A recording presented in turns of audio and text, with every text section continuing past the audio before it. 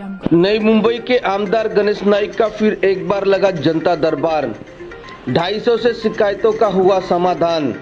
पिछले शिकायतों में हत्या के प्रकरण में अयूब कुरैशी ने फिर एक बार गणेश नाइक के दरबार में हुए हाजिर। पुलिस अधिकारियों द्वारा अभी तक नहीं हुई कोई कार्रवाई। देखिए खबरें आज भी के लिए नई मुंबई से सुरेंद्र सरोज की रिपोर्ट।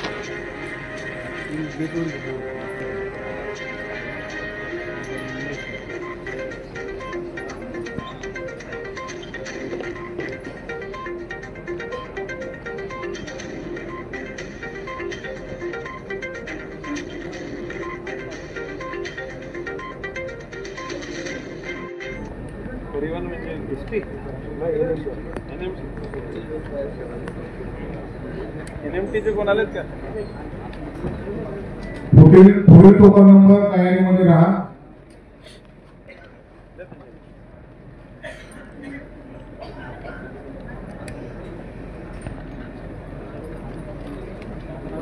तू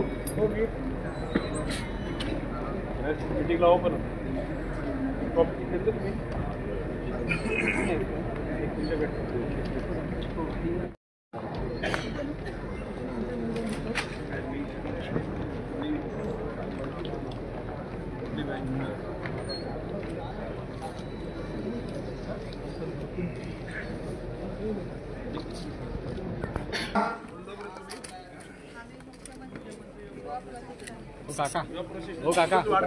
वाढली ना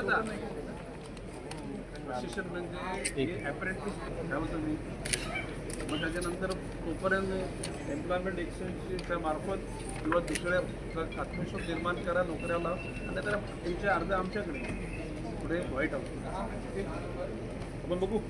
आणि आता ही तुम्हाला मुदत वाढवली खरं का? ही एक प्रकारची अप्रेंटिसशिप जे तुमच्यात आत्मविश्वास काय म्हणाले पुन्हा जनता दरबार आता नवी मुंबईतला दुसरा जनता दरबार आहे। गेल्या जनता दरबारामध्ये जी निवेदनं आली त्याच्यातले सगळ्यात अगोदर उत्तर दिली ती पोलीस डिपार्टमेंटने। इन्स्टंट मला वाटतं की तरी 8 दिवसाच्या आतमध्ये त्यांची उत्तर आली। आता काही विभागाच्याकडे अजून माहिती ते लोक गोळा करतायत, तर आज सुद्धा जनता दरबारामध्ये निवेदनच स्वीकारली जातील आणि 4 एप्रिलला नवी मुंबईचा जनता दरबार परत होईल। खासदारांनी काल जनता दरबार घेतला, काय चांगली गोष्ट आहे। खासदारांनी घ्यावी, आमदारांनी घ्यावी, नगरसेवकांनी घ्यावी, सगळ्यांनी घ्यावी, जेणेकरून जनतेची कामं होती। चला